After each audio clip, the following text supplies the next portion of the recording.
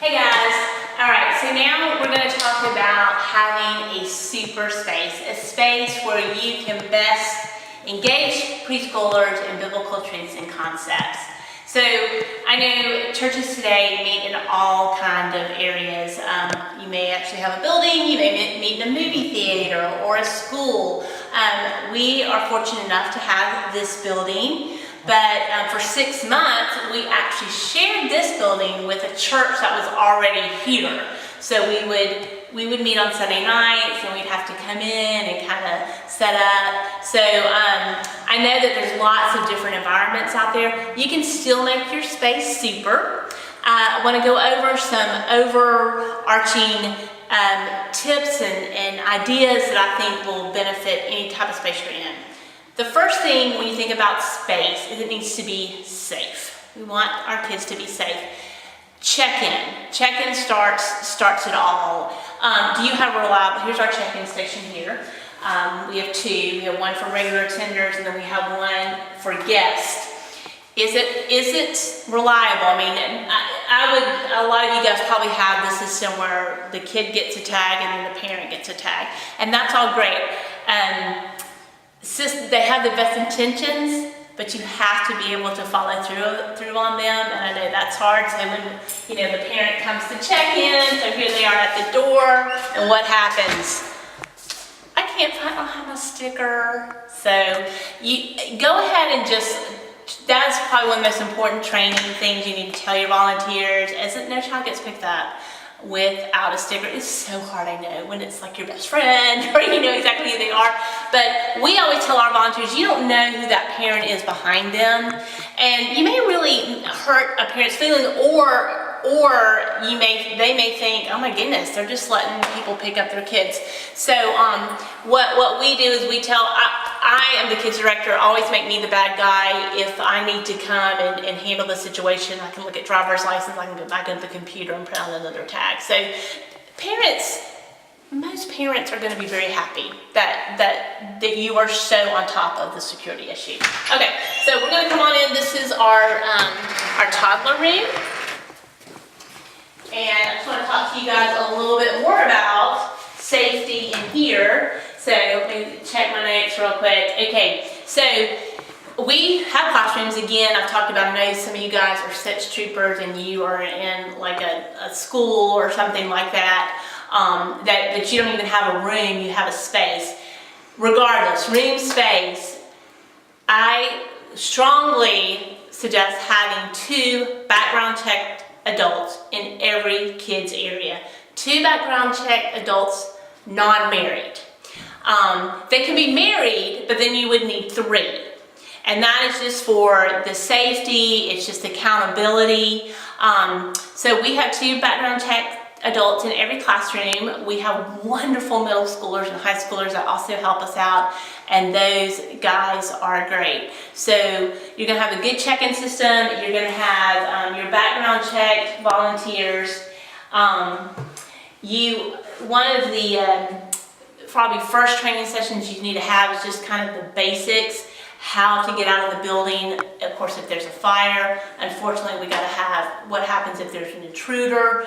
How do we know if there's an intruder? You need to make sure that if you haven't covered those with volunteers, set that up as soon as possible, because those are going to be some really important things.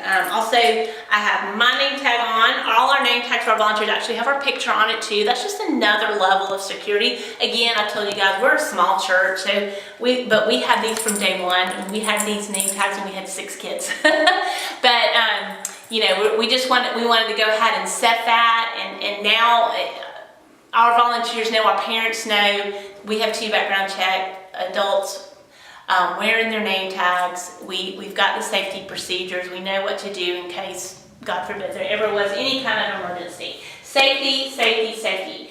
Of course, we also have a written policy and procedure. Those are good for accountability's sake, and if a parent ever asks, hey, what are your protocols if there's fire or anything like that, they're all written down that parents can get them. The other thing, really quick, but it's very important, is diaper changing. I have it right here. This is how you change a kid's diaper. They are very clear. They are, that's a very intimate activity you're going to engage in a child with, is changing their diaper. We want to make sure everything is done the same way, the right way every time. We log it, and you get to describe what you changed to. But you know what? Just do it, and it's all right here. There's never a question about what took place. We don't, in our nursery, we have the changing table right there in the classroom. All our volunteers with older kids that go to the bathroom, I'll just kind of show you. It's very simple. Our procedure is, here's what we love it. I know you guys don't always have this, but even if you have to take a child to a bathroom, I have 1 foot in the door and I have 1 foot out. And I am here with the child, so I can still monitor the child, but I am not touching the child. Now, of course, children need help. And so if a child needs some assistance in taking care of their business, I am so happy to do it.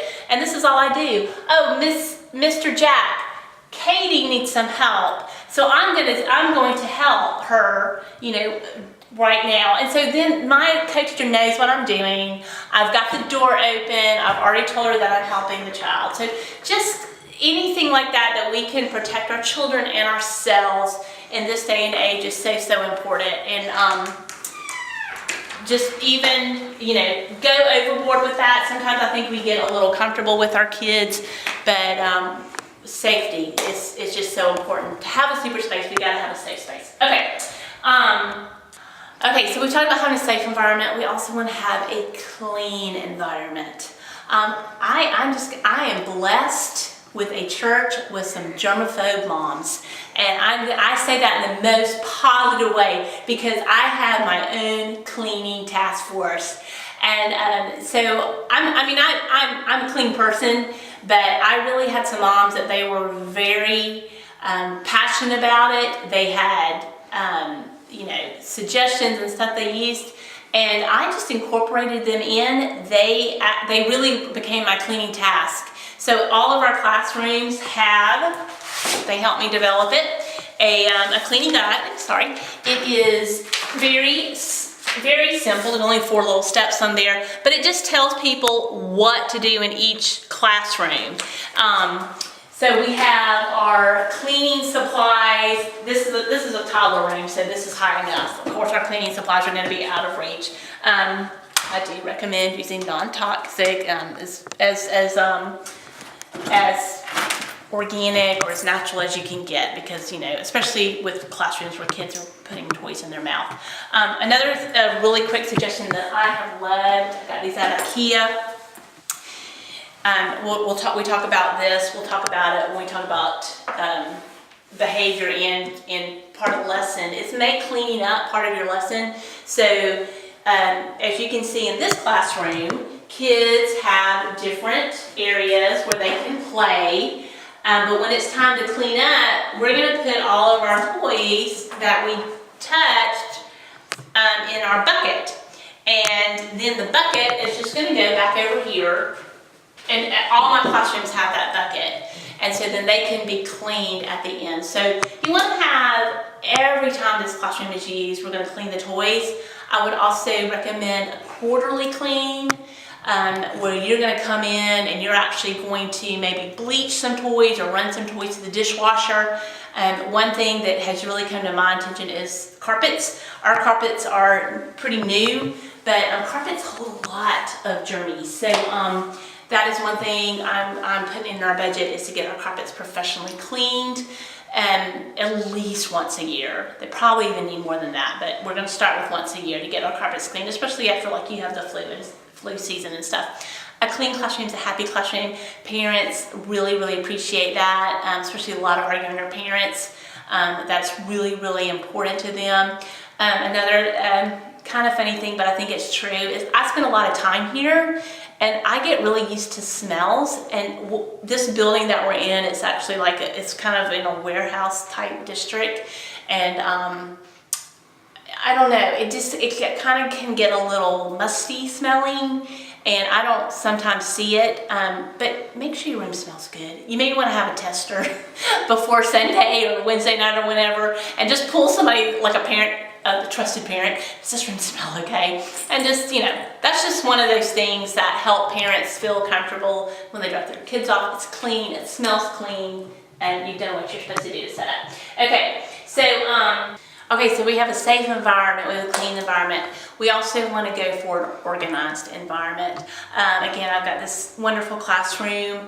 I know some of you guys just maybe have a space in a big room, but still one thing you can think about with your activities is, put them like-minded, like a little living, a home living center, cars, building.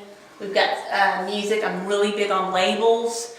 It helps for volunteers to know where things go at the end of the lesson. Cars, music.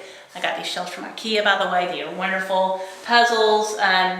There's our kitchen center, so that their kids can easily pull out and volunteers can put back in. So having materials organized, be prepared. Another big thing. You don't want to frustrate volunteers with things not being ready. Don't be trying to prep a craft right before kids come in. Have it all done. The folder again's got the cleaning procedures. It's got the lesson in here, and then all the materials for the lesson are going to be the same place every time so they can find them. So have a super space. You need it safe, you need it clean, and you need it organized.